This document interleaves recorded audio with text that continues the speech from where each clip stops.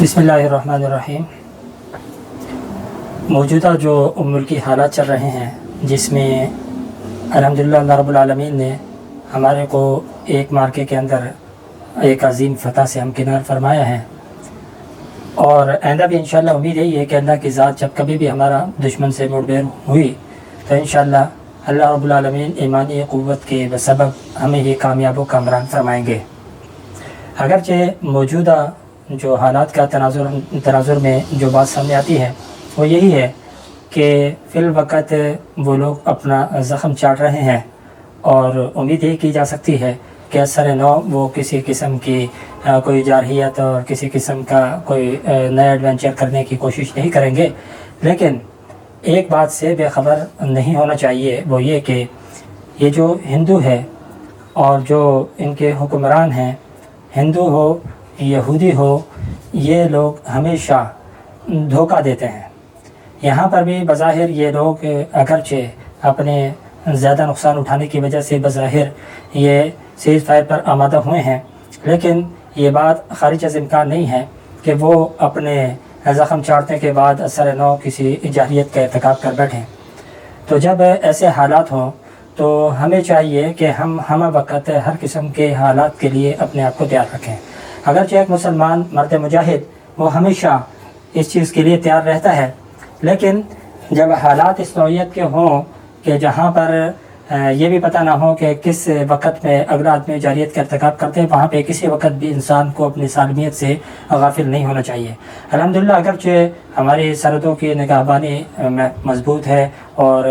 ہم لوگوں کو کسی قسم کے تردد اور فکر میں مبتلا نہیں ہونا چاہیے، لیکن اس کے باوجود کچھ ذمہ داریاں ہم مسلمانوں کی بھی ہیں بحیثیت پاکستانی ہونے کے۔ ان میں سب سے بڑی ایک ذمہ داری یہ ہے کہ ہم جو اپنے طور پہ کر سکتے ہیں وہ ہمیں کرنے کی ضرورت ہے۔ اب ہمیں اپنے طور پہ کیا کرنا ہے؟ ہمیں سب سے پہلی بات تو یہ ہے کہ کبھی بھی جنگ کو طلب نہیں کرنا چاہیے، لیکن اگر جنگ مسلط ہو جائے تو پھر ہمیں بھی اس جنگ کا حصہ بننا چاہیے بحیثیت مسلمان ہونے کے، اور اپنے مملکت کے دفاع کے لیے ہمارے کو بھی قدم اٹھانا یہ لازم اور ضروری ہو جائے گا۔ لیکن اب جس وقت ہمارے سے تقاضا کیا جائے کہ بھئی آپ کی ضرورت ہے، تو اس وقت ہمیں جانی قربانی سے بھی درگ نہیں کرنا، لیکن عمومی حالات کے اندر ہم نے کچھ کام ایسے کرنے ہیں جو کہ ہماری ملک کی سالمیت کے لیے ضروری ہیں۔ ان میں سردست کیا ہے کہ ہمیں دعاؤں کا اہتمام کرنا ہے۔ سب سے پہلے تو یہ ہے کہ ہم اپنے ملک کی سلامتی کے لیے اور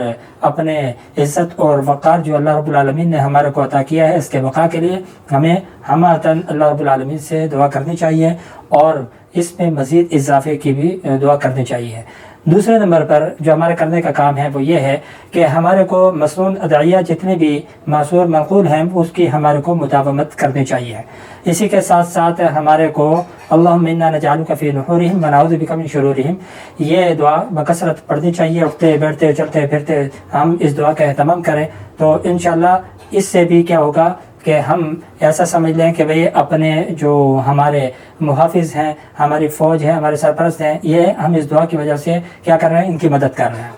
کیونکہ یہ جو دعائیں اور رات اور وظائف ہیں یہ بھی کیا کرتے ہیں؟ ایک قسم کا ہمارے کو ایک